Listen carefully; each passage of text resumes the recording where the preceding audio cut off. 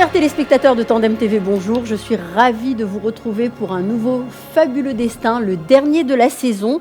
Toujours avec mon binôme, ma complice, mon amie Isabelle Didier-Oliel. Bonjour Isabelle. Salut Galit. Comment vas-tu ? Super, toujours contente. Alors Isabelle, moi aussi, ravie pour ce dernier numéro de la saison d'un Fabuleux Destin. On a eu envie de se faire plaisir. Là, cette fois, on va retracer le fabuleux destin de l'acteur le plus populaire et certainement le plus drôle du cinéma français, celui qui a consacré sa carrière et sa vie à nous faire rire, et celui dont on fête cette année les 40 ans de la disparition. Allez, Isabelle, dis-nous tout. Ah oui, Galit, aujourd'hui, on termine cette saison, comme tu l'as dit, dans la bonne humeur, avec celui qui a été l'un des acteurs comiques français les plus célèbres de la seconde partie du XXe siècle. Il a incarné, alors si voilà, je vais te dire, il a incarné un gendarme à New York ou à Saint-Tropez, un critique culinaire haut en couleur, un antisémite notoire devenu rabbin, un commissaire à la poursuite d'un homme au visage bleu, un paysan ami d'un extraterrestre, un chef d'orchestre dans une France occupée, un homme d'affaires mafieux camouflant le fameux Yukun Kun dans une Cadillac. Donc bref, cet acteur hors du commun, et bien évidemment, qu'on pense tous connaître, et bien évidemment, on l'a deviné, c'est Monsieur Louis de Funès. Alors, c'est celui qui nous a fait rire, dont on connaît tous les films, on connaît même ses répliques par cœur. Il a su imposer un personnage de Français impulsif, râleur, au franc-parler, parfois dévastateur, aux vergibérations et mimiques inimitables. Un immense acteur, un immense artiste. Et oui, alors Louis de Funès au fabuleux destin un peu particulier quand même, car derrière le masque de l'humour, eh bien, se cachait une personnalité complexe et un père de famille angoissé par la peur toujours que tout s'arrête d'un coup. Louis de Funès était un homme discret, pudique, qui a donné très peu d'interviews. Et c'est donc naturellement en préparant cette émission que nous nous sommes davantage intéressés à sa carrière. Et on va s'amuser à dévoiler un peu les coulisses de quelques-uns des films cultes avec lesquels qu'on a tous regardés et dans lesquels on va aussi découvrir ses tourments, ses doutes et sa peur évidemment constante de ne pas être à la hauteur. Et oui, alors Louis Germain David de Funès de Galarza, né le 31 juillet 1914 dans une famille espagnole. Alors il est le troisième enfant de Carlos Luis de Funès de Galarza et de Léonore Soto Reguera. Alors son père est un avocat de Madrid, un peu sans le sou, et sa mère elle est issue d'une famille bourgeoise. Alors les deux tombent très vite amoureux, donc Léonore épouse donc Carlos en cachette parce que donc le couple part tenter sa chance en France en 1904 et s'installe à Courbevoie. Alors les parents de la jeune Léonore au début refusent cette union, mais ils finissent par accepter et puis ils versent à ce jeune couple une rente qui leur permettra de vivre confortablement. Et très vite, ils auront leurs deux premiers enfants, Maria et Charles. Voilà, et puis Carlos, alors on l'a dit, est un homme sans le sou, un peu fantasque, qui va s'improviser en France diamantaire, mais il va tomber sur un escroc et très vite il va perdre toutes les économies du ménage.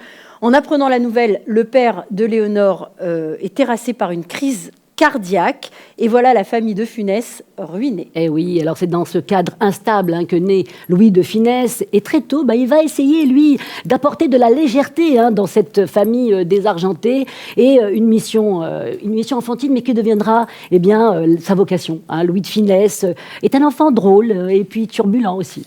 Alors, pour essayer de faire bouillir la marmite, Carlos, le père, se lance dans des entreprises vraiment plus fantasques les unes que les autres, sans jamais avoir de succès. L'argent ne rentre pas.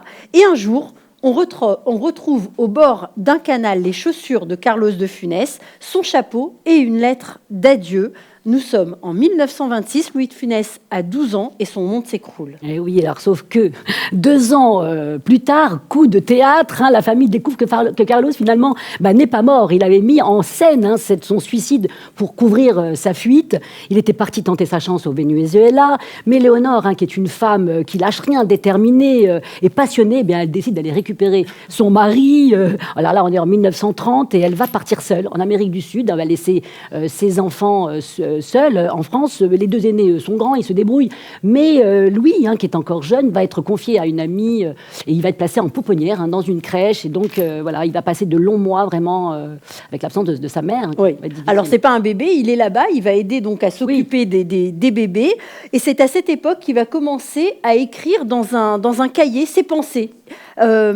Et ses réflexions, au départ, il les adresse à cette mère absente et il continuera toute sa vie à noter, tout noter dans des cahiers d'écoliers, des idées, des idées de gags, tout ce qu'il va observer dans la vie de tous les jours. Et puis Léonore, finalement, reviendra avec son mari, un mari très affaibli, puisqu'il est rongé par la tuberculose. Louis de Funès a 20 ans lorsque son père meurt, pour de vrai, cette fois, en 1934.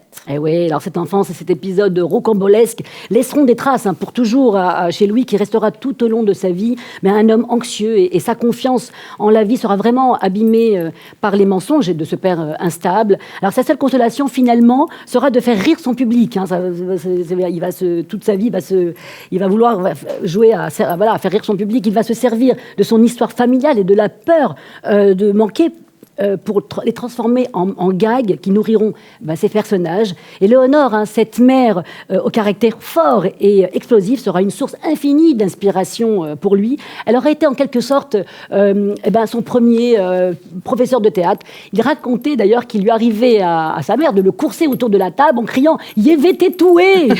Et donc, il disait que sans le savoir, elle avait, dans sa façon d'agir, elle possédait déjà le génie des planches. Et c'est elle aussi qui lui donne également, dès l'âge de 5 ans, des cours de piano. Oui, alors toute sa jeunesse, Louis va les vivre dans le besoin, toutes ces années. Il va passer toutes les années 30 à enchaîner les petits boulots, fourreur, étalagiste, décorateur de vitrines. Et il finit par s'improviser pianiste de bar. Il court après le cachet et joue dans plusieurs établissements au cours d'une même nuit. Bien plus tard, il rira de cette période vraiment pas facile. Il racontait que dans l'un des bars où il travaillait, il jouait de 17h à 5h du matin sans s'arrêter. Il avait même interdiction de faire pipi. Mais la musique va accompagner Louis de Funès durant toute sa carrière. Tout son jeu sera rythmé comme une partition de musique. Et parfois, on retrouve certaines scènes où il exagère, ce qu'il lui-même a vécu et fera toujours rire le public. Alors, arrive la guerre, la Deuxième Guerre mondiale. Louis de Funès a 25 ans et c'est avec son piano qu'il va traverser aussi ces terribles années. En 1939, resté à Paris grâce à une confusion dans son dossier, il échappe à la mobilisation et au combat, contrairement à Charles, son frère aîné, qui meurt lui au front dès 1940.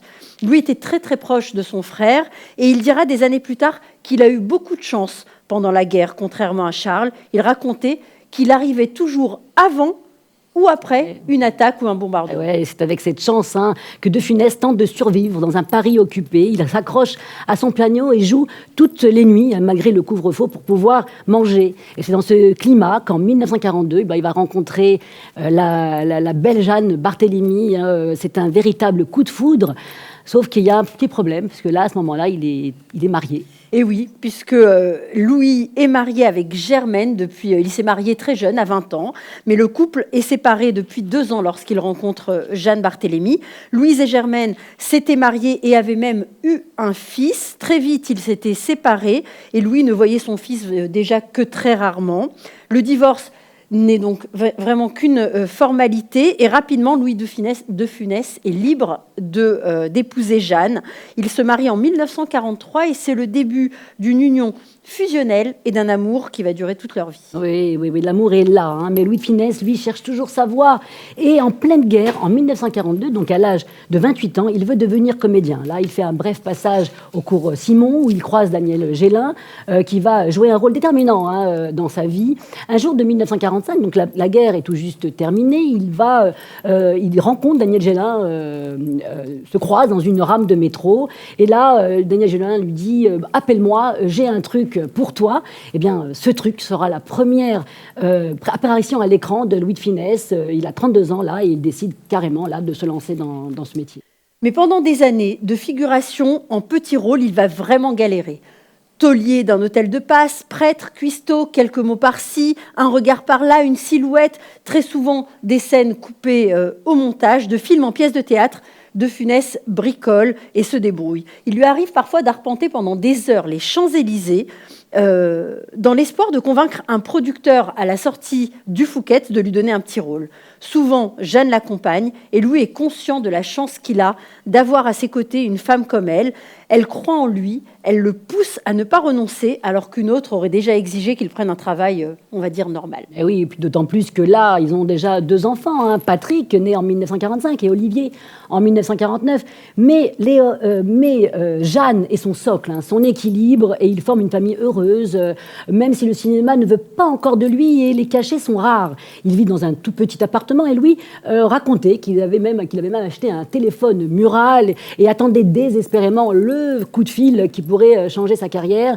Voilà. Et en 1950, Sacha Guitry lui confie quelques petits rôles. Hein. D'abord, dans Le Poison, je l'ai été 3 fois, si Paris m'était compté, et surtout dans La vie d'un honnête homme. Et là, c'est là où il apparaît, il a un rôle un peu plus consistant à ce moment-là. Dans ce film, son personnage s'affine un peu, il apparaît au naturel, sans grimace, sans moustache, et il partage pour la première fois à l'écran, avec Claude Jansac, hein, celle qui va être sa femme dans plusieurs de ses films plus tard. Et oui, mais Louis voudrait rejoindre la troupe des Branquignoles, fondée par Robert Derry et Colette Brossé. C'est là que s'invente le nouveau comique et il veut vraiment en faire partie. Il contacte Robert Derry et lui dit qu'à 40 ans, il a 40 ans déjà, il commence à peine sa carrière. Ensemble, ils vont créer en 1953 le spectacle À les belles bacchantes, une revue théâtrale complètement déjantée qui sera très rapidement adaptée au cinéma. Ce spectacle a été joué 800 fois. Ah oui, énorme. Et à force d'accumuler les petits rôles, De Funès est devenu un visage connu, hein, celui qu'on reconnaît, mais qu'on ne retient pas encore le nom. Et son obstination finit par payer en 1956, quand il décroche un rôle face à 2 grandes vedettes de l'époque. Il a déjà 42 ans, il veut tout faire là pour profiter de cette formidable opportunité. Donc là, il s'agit du film La traversée de Paris avec Bourvil et Jean Gabin. Alors le rôle de Jambier, hein, donc il y a là une scène d'anthologie, hein, et enfin une carrière sur les rails. Je veux 2000 francs, nom de Dieu, Jambier. Jambier, 2000 francs. Rien du tout. Je lui casse la gueule. Jambier, je veux 2000 francs, Jambier, 45 rue Polimo. Oui, on le sait. Plus un franc, plus un sou. Mais laissez-moi le descendre. Jambier, Jambier, Jambier. Et oui, même si cette scène finalement ne dure que 7 petites minutes et qu'il est un peu déçu, les producteurs commencent à remarquer cet acteur à l'énergie folle et à lui donner quelques petits premiers rôles. C'est à ce moment où sa carrière démarre que l'acteur va connaître, lui, un drame personnel. Le 25 octobre 1957, le comédien perd celle qu'il a tant inspiré, sa mère, Léonore. Le soir même, il va quand même monter sur scène. Jeanne dira qu'il n'a jamais aussi bien joué que ce jour-là. Il n'a rien montré, il était très pudique, il n'a rien montré de sa peine. Et c'est sur un calendrier qu'il exprime pudiquement et sa peine vraiment en écrivant juste quelques petits mots. Il a écrit « Maman s'en est allée ce jour-là, je penserai à elle toute ma vie ». Ouais. Mais il faudra encore 5 ans pour réellement réussir à percer. Hein. Il a presque 50 ans quand sa carrière au cinéma décolle, enfin grâce au film Pouic Pouic de Jean Giraud. Alors là, De Funès, qu'on connaît, commence vraiment à se dessiner face à une Jacqueline Maillan complètement loufoque, extraordinaire. Ces deux-là se régalent à jouer ensemble et ça se voit. Et au même moment, il triomphe avec les Branquignoles. Et dans un spectacle où il tient le haut de l'affiche, là, De Funès est déchaîné, il aime ce qu'il fait et fait enfin ce qu'il aime. Et il joue avec la salle. Ça y est, De Funès est enfin célèbre et il gagne de l'argent. On pourrait penser que ça l'apaise, hein, mais les angoisses et l'anxiété sont toujours présents puisqu'il est passé de la peur de ne pas y arriver à la peur que tout s'arrête. Et oui, mais Jeanne, Patrick et Olivier sont là, présents et le soutiennent en toutes circonstances. Jeanne devient même son impresario. Elle veille au grain. Elle, qui l'a toujours poussée et soutenue, est très influente dans les choix des films de son mari. Elle négocie les cachets et peut même aller jusqu'à discuter avec les réalisateurs des mises en scène. Ça en énerve certains même. Par exemple, sur le tournage de La Grande Vadrouille, elle a été interdite de plateau à la demande de Bourvil. Ouais. Et c'est elle aussi qui choisit Claude Jansac comme partenaire pour jouer l'épouse de Louis de Funès de manière quasi permanente. Ah oui, parce qu'elle avait confiance totale en elle. En tout cas, de Funès, avec la réussite, est devenu un monsieur comme il faut. Avec Jeanne, ils élèvent leur fils dans des valeurs catholiques traditionnelles auxquelles Louis est très attaché. C'est un père exigeant. Il veut que ses enfants soient d'excellents élèves et qu'ils se construisent un avenir.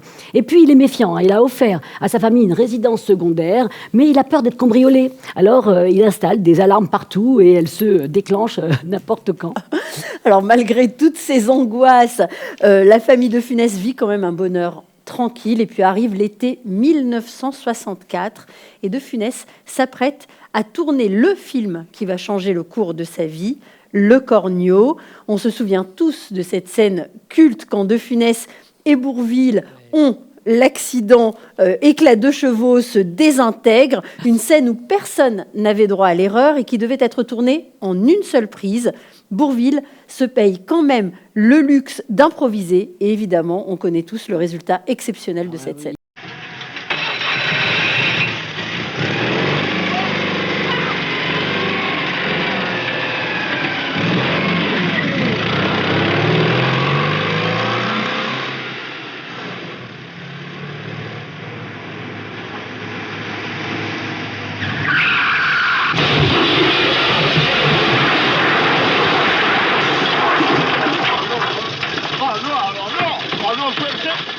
C'est une catastrophe.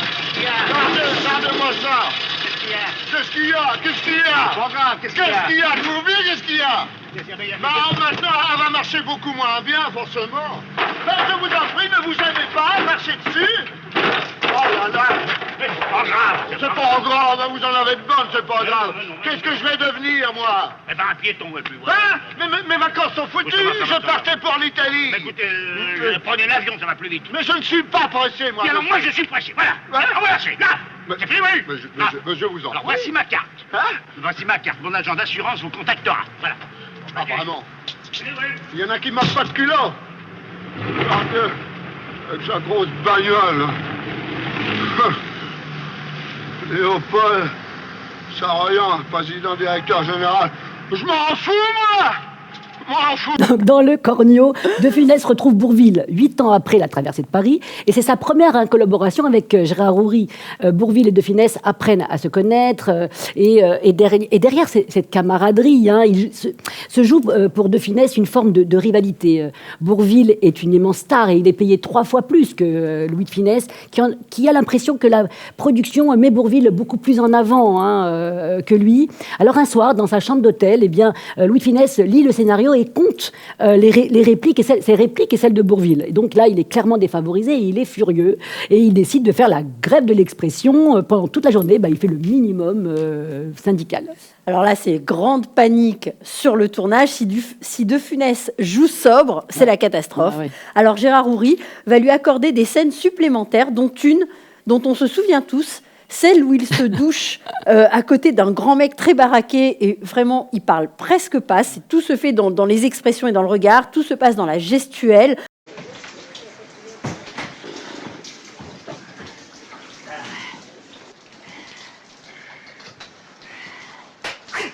Dites donc.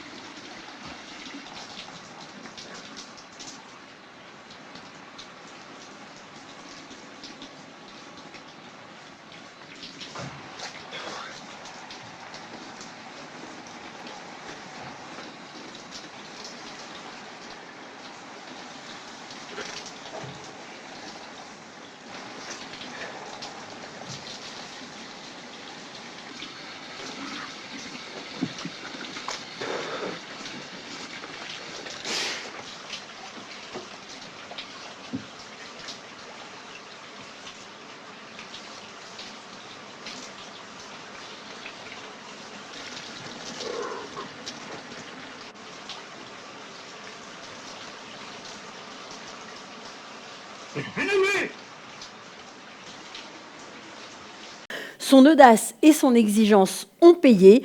Il devient une tête d'affiche, quelqu'un sur qui un film entier peut peser. La pression augmente, mais les cachets aussi. Et la famille de Funès est enfin à l'abri du besoin. Et oui, alors cet été 1964 représente un tournant décisif dans la carrière de Louis de Funès. Il enchaîne successivement les tournages de Fantomas, du Gendarme à Saint-Tropez, et puis on vient de le dire, du Cornio. Dans Fantomas, il devait servir de faire-valoir à l'immense vedette qui était Jean Marais. Mais ce temps-là est fini, il veut toute sa place. Son jeu est efficace, même si c'est grossier, c'est pas toujours très raffiné. Ça agace Jean Marais, qui dira après coup avoir eu l'impression d'être le figurant le mieux payé du cinéma français. Eh oui, et quel succès! 7 millions d'entrées pour le Gendarme, 5 pour Fantomas et 11 pour le Cornio. C'est un cas absolument unique dans l'histoire du cinéma. Et en un été, c'est l'été de ses 50 ans, Louis de Funès passe du statut de vedette à celui de star et ça va tout changer. À partir de maintenant, la réussite ou l'échec d'un film repose entièrement sur ses épaules. Il peut choisir ses films, ses réalisateurs et la manière de jouer. C'est une star. Ah bah oui, là, il incarne le cinéma populaire. Les critiques intellectuelles qui considèrent la comédie comme un art mineur, et ben là, s'en donnent d'ailleurs à cœur joie. L'un d'eux, dont personne ne se souvient qui c'est aujourd'hui, a démoli le Cornio, un film qui représente le vomi du cinéma français. Voilà. Donc résultat, 11 millions d'entrées, mais De Funès est indéniablement blessé par les mauvaises critiques, qui réveillent son sentiment d'infériorité. Alors, il ne s'apaise qu'auprès des siens, loin du snobisme parisien. Voilà, en fait, ce qui dérange les critiques, c'est plutôt ce que représente Louis de Funès avec ses personnages. Un homme à la fois détestable, mais tellement drôle qu'on finit par tout lui pardonner. Un patriarche bourgeois, conservateur, qui roule en déesse et qui incarne ce gaullisme triomphant des 30 Glorieuses. Et ça, dans les années 60, ça passe pas dans les milieux intellectuels de gauche parisienne. Alors, l'homme Louis de Funès trace sa route. Il s'en fiche. Il est finalement dans l'air du temps de cette France, comme je disais, des 30 Glorieuses, dont la réussite accompagne la dynamique de l'époque. Et oui, il enchaîne les tournages et dès qu'il peut, il s'échappe avec Jeanne. Auprès d'elle, il reprend des forces et trouve son équilibre. On est en 1966 et Gérard Houry va lui proposer le scénario de La Grande Vadrouille. Alors De Funès accepte avec ce film et se plonger dans son passé et dans cette France occupée dans laquelle il a lui-même vécu. Encore un film culte du cinéma français dans lequel cette traversée du pays occupé par les nazis devient irrésistiblement drôle. Moi, ça me fait rire. Moi, je pense aux scènes. Et ce tournage, c'est d'abord les retrouvailles du trio de Funès, Bourvil et Gérard Houry, et là, au sommet de leur art. Non, j'accepte. Quoi? Que vous me prêtiez vos souliers. Vous changez du combien? J'ai dû comme vous. Ah bon?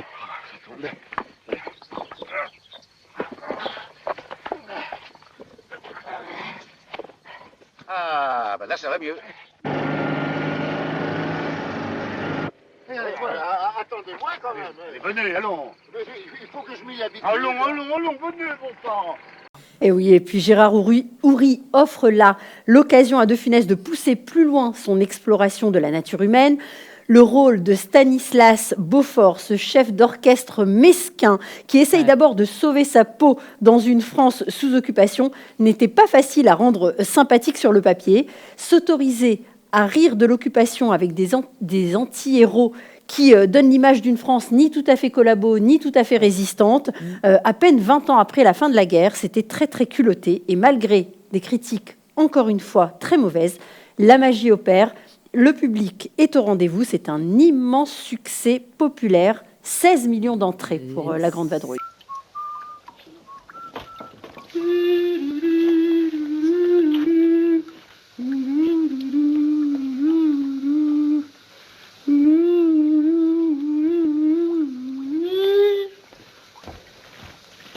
Tea for two and two for two. And you and me and you. Are you? You are Yes. Happy? Bloodbath. C'est énorme. Alors le duo Bourvil-De Funès fonctionne à merveille. Et si Louis racontait en interview qu'ils s'amusaient beaucoup tous les trois sur les tournages, eh bien Bourvil disait carrément que leur collaboration ressemblait à un flirt amoureux. C'est mignon. Hein. Bourvil disait que jouer un rôle comique, c'est comme faire la cour à une jolie fille. Il faut du répondant. Et quand Bourvil sent De Funès un peu ronchon, eh bien il lui lance « Ça va mon petit poussin ?» Et donc, chaque fois, De Funès, lui, est mort de rire. Et oui. Et c'est cette complicité entre les deux, malgré toutes leurs différences, qui touche le public. La pudeur de l'un face à la douceur de l'autre, la réserve de l'un face à la tendresse de l'autre, forcément, à l'écran, ça donne toujours quelque chose de fort et de sincère. Et oui, et puis grâce au cachet de la grande vadrouille, Louis peut gâter Jeanne. Il veut lui faire plaisir. Il achète content un château dans la Loire. C'est un endroit qu'ils connaissent très bien, parce où ils allaient souvent dans les années 50, le château de Clermont, appartenant à la famille de Jeanne, les Barthélemy de Maupassant. C'est une descendance de Guy de Maupassant.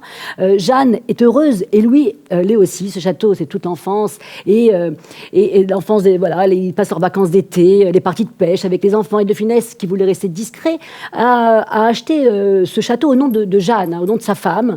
Mais la presse locale, évidemment, diffuse la nouvelle et annonce même le prix payé, 830 000 francs.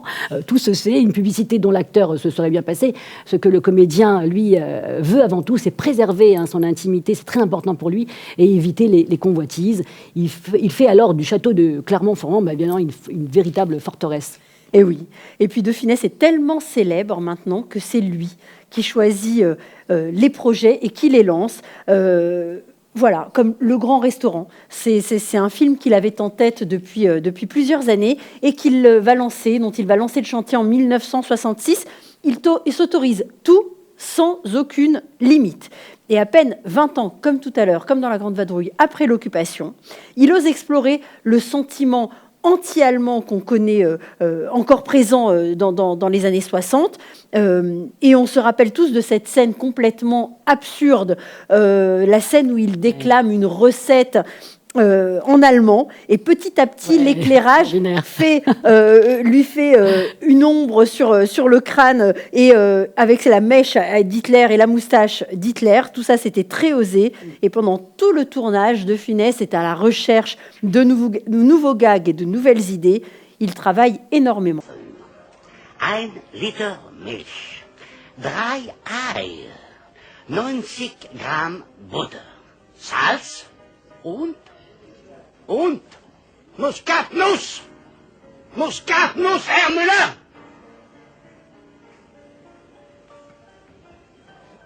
Signor Riganti, Monsieur le Commissaire, haben Sie verstanden, Herr Müller? Ja. Auf Wiedersehen, Herr Müller. Et oui, et puis il soumet ses idées à ses fils qui ont grandi, qui sont devenus son premier public. De Funès fait un travail d'artisan à l'ancienne. Il pense, il calcule, exige la perfection. Il veut que le public ne voit que le résultat, sans penser au travail qu'il y avait derrière, que ça demande. Et son exigence fait que De Funès traîne maintenant une sale réputation. Parce que, évidemment, on dit qu'il est méchant, autoritaire. Mais en fait, quand les choses ne se passaient pas comme il veut, eh bien, oui, il était plutôt d'une froideur polaire. Et c'est souvent, pour ne pas dire toujours, que Jeanne qui se charge de dire aux gens ce qui ne va pas. Toujours Jeanne qui est là, elle ne le lâche pas. Alors, depuis 1960, comme on disait, Jeanne est devenue donc son agent, et il est devenu l'acteur le mieux payé du cinéma européen. Ce sont des avocats qui négocient les contrats, mais c'est toujours à deux avec Jeanne que les décisions se prennent. Elle est son ange gardienne, elle l'accompagne, comme on l'a dit aussi tout à l'heure, sur tous les plateaux. Sa présence le rassure, elle veille au grain et elle assume. On la surnomme la panthère, et elle a la réputation de ne pas se laisser faire. Le couple commence, comme tu l'as dit, à être critiqué dans le milieu du cinéma. On reproche à De Funès de laisser trop de place à sa femme, et à elle de se mêler de tout. Bah oui, ça exaspère aussi les partenaires. De Funès, on l'a vu tout à l'heure avec Bourvil, et puis mais Jean Gabin aussi, sur le tournage du Tatoué, disait est-ce que je viens travailler avec ma femme, moi avec... Bah ouais, avec le tournage du Tatoué est un tournage difficile, avec des tensions entre Gabin et De Funès. Il faut dire que Gabin touche 1 million de francs, quand De Funès touche 1,5 million, lui, de francs. Donc, et puis, il y a le regard de Louis, car sa femme tient absolument qu'on voit les beaux aux yeux de son mari. Les yeux bleus. Les yeux bleus, oui, de Louis de Funès. Et les éclairagistes doivent donc rajouter de la lumière sur le visage de Funès. Mais voilà que quand Louis est éclairé, eh bien, Gabin, lui, a le visage trop rouge à cause de son problème de coupe rose. Non! Et comme je suis aimable, en souvenir de la faille a été de Pershing, je vais vous le montrer, mon dos. Regardez, vous allez voir. Ah, vous l'obsédez au coin. Non, là-bas. Et vous ne regardez pas. Non, je vois.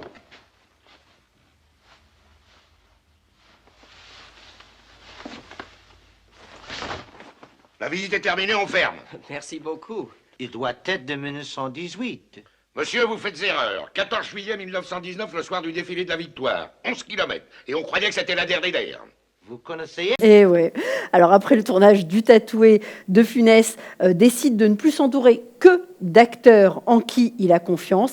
Et ça commence par celle qui va incarner donc son épouse dans Les Gendarmes, Hibernatus, Oscar, bien sûr Claude Jansac. C'est Jeanne qui a choisi Claude Jansac. On se souvient tous de cette expression « ma biche ».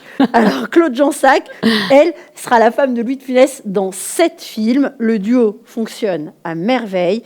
Il suffisait que Louis lui dise de le suivre et il pouvait partir dans plusieurs minutes d'improvisation. Ah, c'est extraordinaire. Et c'est comme ça qu'au fil des tournages, que De Funès va s'entourer d'acteurs qui vont devenir presque récurrents et qui savent le suivre dans ses délires. Quand il a l'idée d'un gag, Galabru, Grosso et Modo, Paul Prébois et d'autres, souvent de l'époque de la troupe des Branquignoles. Et puis, il y a son fils, Olivier, aussi, Olivier De Funès, qui va jouer dans 6 films. Et Fantomas, L'Homme Orchestre, en passant par sur un arbre perché, et même dans Hibernatus. Et puis, il va grandir devant la caméra. Et oui, alors Louis de Funès est devenu l'acteur le plus populaire de France. Un chiffre pour mesurer cette popularité.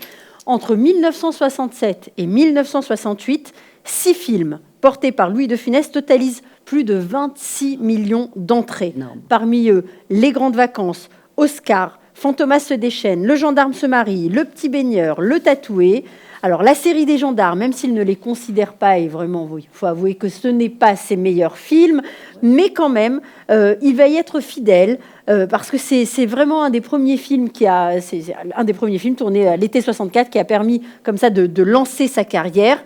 Il va tourner 6 opus du Gendarme pendant 18 ans. Sur 18 ans, les Français adorent. On se moque de l'autorité dans cette France d'après mai 68. C'est dans l'air du temps, même si c'est contraire aux idées même très conservatrices de droite dans lesquelles l'homme de Funès se reconnaît. Et oui, alors voilà, De Funès enchaîne les succès, après Le Corneau, La Grande Vadrouille et La Folie des Grandeurs, où il devait retrouver Bourvil, qui est malheureusement décédé.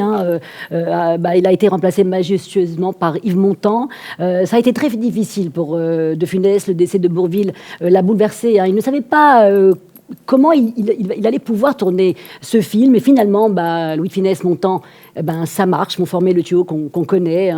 Et ce film sera un immense succès. C'est l'or, il est l'or, l'or de se réveiller. Monseigneur, il est 8 heures. Oui, oui, oui.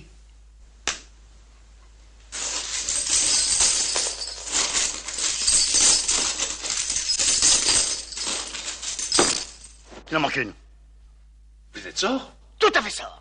Et oui, alors il retrouve effectivement après, à nouveau, encore une fois, son réalisateur favori, Gérard Houry.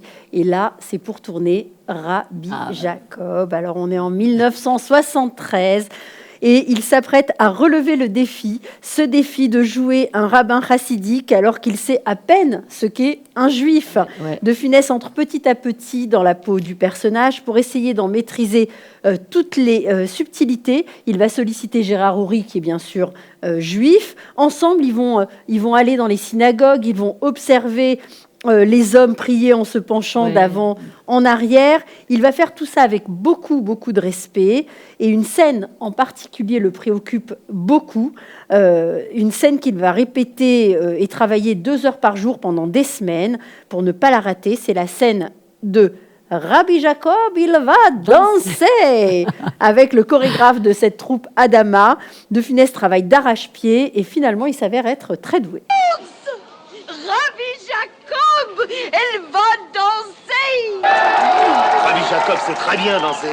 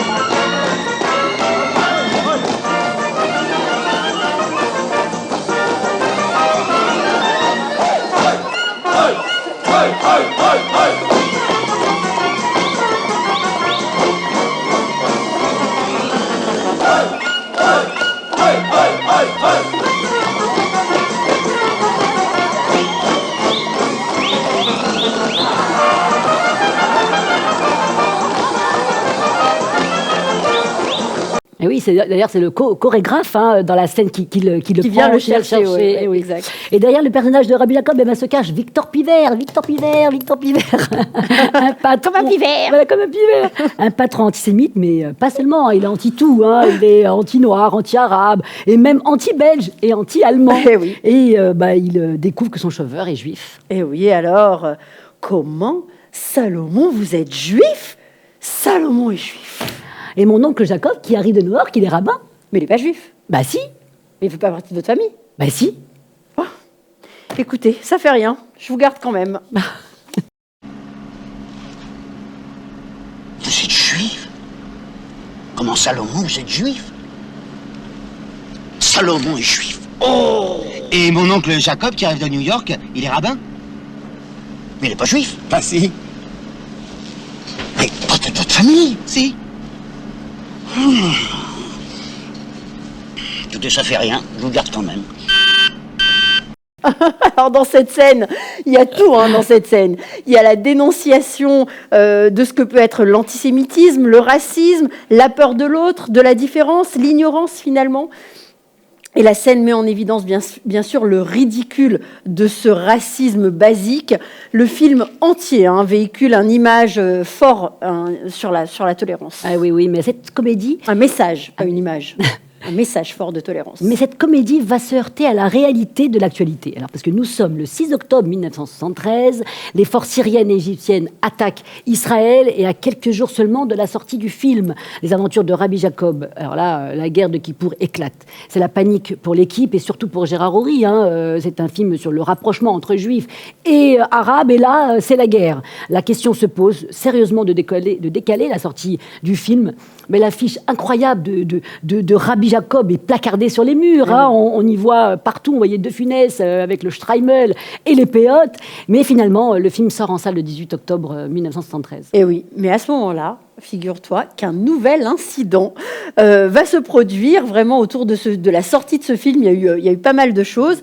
Une jeune femme de 35 ans, détourne un Boeing et son action est directement liée au film. Elle revendique de ne pas sortir. Enfin, ses revendications, c'est que le film ne sorte pas et elle veut emmener l'avion vers le Caire en Égypte. Sinon, elle menace de faire sauter l'appareil avec tous les passagers. Une menace qui est prise très au sérieux, même si ses exigences paraissent un peu incohérentes, d'autant que la jeune femme connaît le message de tolérance du film, puisqu'elle fait partie de l'équipe des attachés de presse. C'est incompréhensible. Pour Louis de Funès, c'est un véritable choc et tous sont pendus au téléphone pendant tout le temps de cette prise d'otage. Et puis voilà, malheureusement, cette affaire connaît un dénouement tragique, puisque la jeune femme est neutralisée par les forces de l'ordre et qui lui tire 2 balles dans la tête et dans la poitrine. Et bien, oui, Louis de Funès, lui, il a effondré. Il a même un sentiment de culpabilité. La terroriste meurt dans l'ambulance qui l'a conduit à l'hôpital. Gérard Horry, lui, réagit et communique sur le fait que le film appelle justement à la fraternité entre les hommes et les peuples. Et oui. Alors la sortie du film est une véritable onde de choc. Les spectateurs sont bouleversés. Le film est applaudi dans les salles de cinéma. Le public est présent, il adhère à ce message d'amour et d'humour. Louis de Funès, lui aussi, est très très touché par les réactions du public. Et oui, alors il raconte très bien dans une interview, il parle de son personnage, Victor Pivert, qui est anti-noir, on l'a dit, anti-juif, anti-arabe, anti-tout. Il dit que peut-être que quand les gens verront ce film, eh bien, ils seront peut-être un peu moins antisémites. Il se confie même sur ses propres préjugés. Il en parle pas complètement, il n'ose pas vraiment rentrer dans ce sujet, mais il dit que lui-même était un peu anti et que finalement ce tournage lui a un peu décrassé l'âme. Ouais. Et c'est bien joli comme formule. Oui, c'est une très très belle formule. Alors Rabbi Jacob, c'est le film le plus vu de l'année 1973, plus de 7 millions d'entrées. Gérard Houry et Louis de Funès se donnent rendez-vous pour un autre film qui devait s'appeler Les Crocodiles. Dommage, je sens que c'était une belle promesse. Ouais. Un accord est même signé en mai 74, mais le film ne verra jamais le jour, car au printemps 1975, De Funès est victime d'un double infarctus. Son corps est épuisé par le rythme des dernières années. Et oui, et puis alors après 2 mois d'hospitalisation, il part se reposer dans son château, entouré de sa famille. Alors les médecins sont formels. De Funès doit mettre un terme à sa carrière.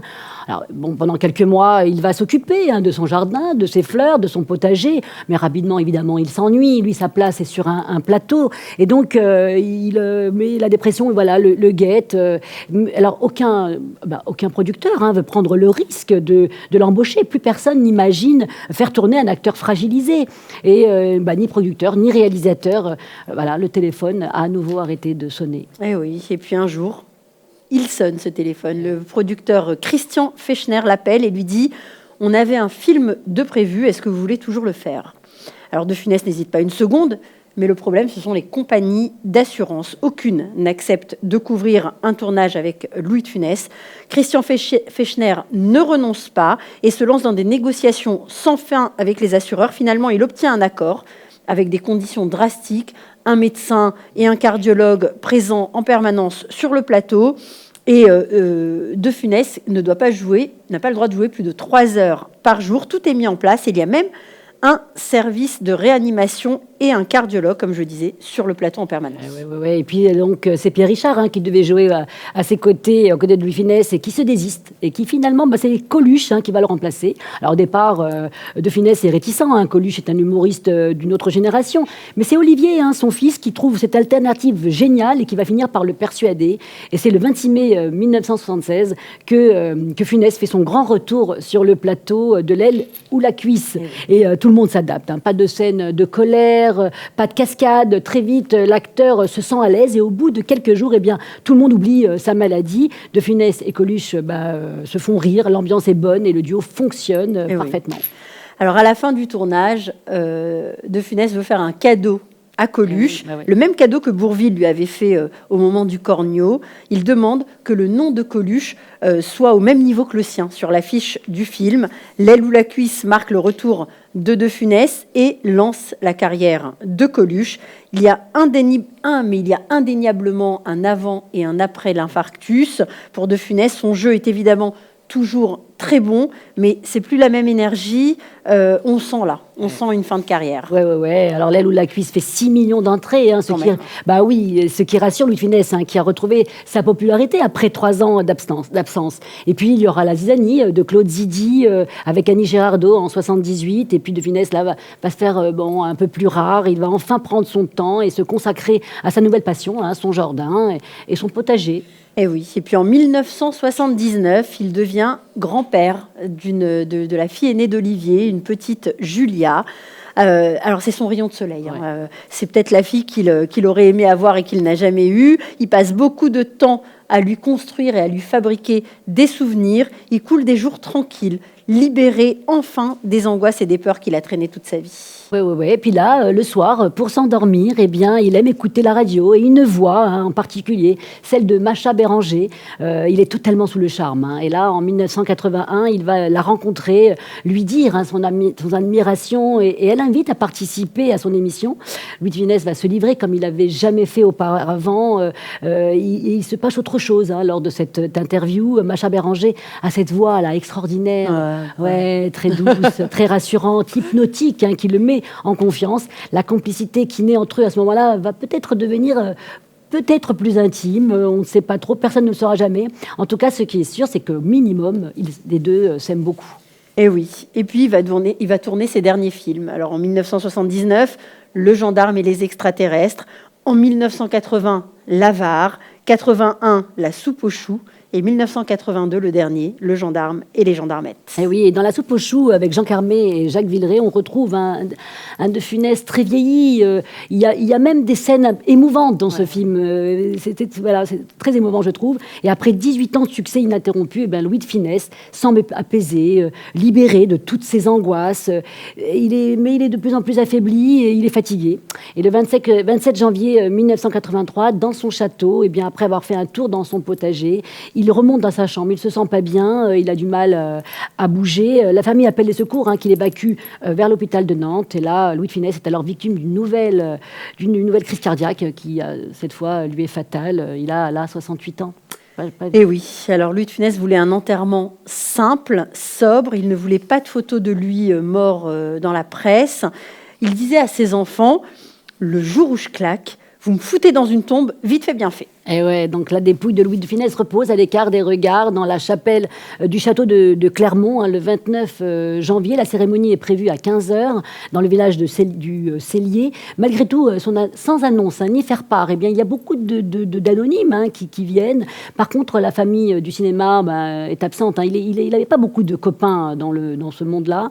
Et le seul visage connu qui est, c'est son ami Michel Galabru. Ouais. Alors, Louis de Funès repose dans le petit cimetière du village du Cellier, à quelques mètres de son château.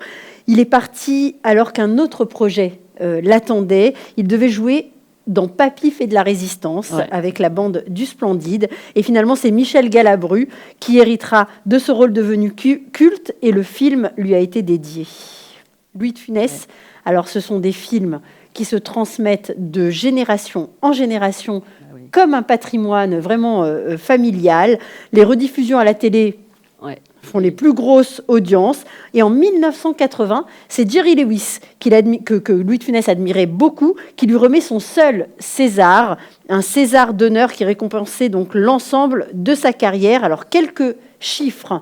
C'est 146 films, Louis de Funès, c'est plus de 100 partenaires, 313 millions d'entrées cumulées, 600 représentations au théâtre d'Oscar, 800 représentations des Belles Bacchantes, et c'est en URSS qu'il a fait le plus d'entrées avec Fantomas, 60 millions d'entrées en URSS. C'est fou. C'est fou. Ah ouais. Alors Isabelle, tu nous as préparé un petit quiz. Ouais, moi j'avais envie de rigoler un petit peu parce que on a parlé de Louis de Funès, mais c'est vrai que tout le long j'ai envie de sourire quand je pense à lui parce qu'on n'oublie pas ses films. Moi je suis. Et puis ses répliques. Et puis ses répliques, on les connaît tous par cœur. Bon voilà, moi je vais te dire, Gali, dans quel film Bourvil dit à De Funès, il n'y a pas d'hélice, hélas. C'est ça qu'est l'os. C'est là qu'est l'os. Il n'y a pas d'hélice, hélas. C'est là qu'est l'os. C'est la grande vadrouille. Eh ben oui.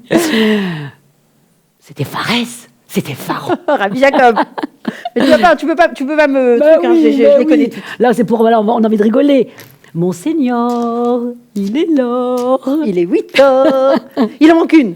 Vous êtes sort? Tout à fait sort. Ah là là. Alors, qu'est-ce que je vais devenir? Ah oui, celui-là, c'est La folie des grandeurs. La folie des grandeurs, bravo. Qu'est-ce que je vais devenir, moi? Et De Funès, un piéton, voilà tout. Eh ben oui, le corneau. La scène culte. Alors, moi j'aime bien celle-là. Bourvil, ils peuvent me tuer, je ne parlerai pas. Et De Funès, moi aussi, ils peuvent vous tuer, je ne parlerai pas. Je savais qu'on pouvait compter sur vous. La grande vadrouille. Alors, celle-là, j'adore. De Funès à Montand. Nous rentrons à Madrid, nous conspirons. Le roi répudie la reine, la vieille épouse le perroquet, César devient le roi, je l'épouse et me voilà reine. Extraordinaire, extraordinaire, mais vraiment, La Folie des Grandeurs, c'est un film extraordinaire. Je ne me lasse pas. Vraiment, c'est juste. Et la génial. dernière, Allez, vous vas-y. avez vu Salomon? Ils ont des Rolls blanches, les Noirs. Monsieur ne serait pas un peu raciste? Raciste? Moi, raciste? Enfin, grâce à Dieu, Antoinette épouse un Français bien blanc. Il serait même un peu palo. Bah, vous ne trouvez pas? Avec son petit cheveu sur la langue. Tu vois, bon, Rabbi Jacob, évidemment. Voilà. Pivert, Victor Pivert. Comme un pivert. Enfin bref, on pourrait vraiment Voilà, on s'amuser passait comme des ça. heures. Enfin voilà. Nous, on vous conseille de revoir pendant cet été tous les films ouais, on se de lasse Louis de pas. Funès avec vos enfants. C'est juste génial. On a énormément de chance d'avoir eu Louis de Funès dans nos vies. Bah finalement. ouais, vraiment, on se lasse pas, c'est indémodable, c'est même pas défraîchi. Enfin, Ouais. c'est toujours agréable. Ah bah, merci Isabelle. Bah, merci à toi. Merci pour ce nouveau, pour ce dernier fabuleux destin de la saison. Alors, vous téléspectateurs, je vous propose quelque chose de nouveau. Il y a un numéro WhatsApp qui va s'afficher donc en bas de l'écran. C'est un nouveau numéro dédié à vos messages, à vos suggestions. Et si vous avez envie qu'avec Isabelle, on retrace des fabuleux destins de personnages, personnalités, acteurs, chanteurs, personnages historiques, israéliens, juifs, pas juifs, catholiques, du Moyen-Âge, de la Renaissance ou contemporains. Voilà. N'hésitez pas à nous faire vos suggestions. On les prendra très au sérieux. Isabelle, merci beaucoup. Merci à toi, Gabi. À très bientôt, à la rentrée, avec des nouveaux fabuleux destins. On attend les réponses. Et on attend les réponses, on verra ce qu'on prépare. Merci à vous. Je vous souhaite un très très très bel été sur Tandem TV. À très bientôt. Salut.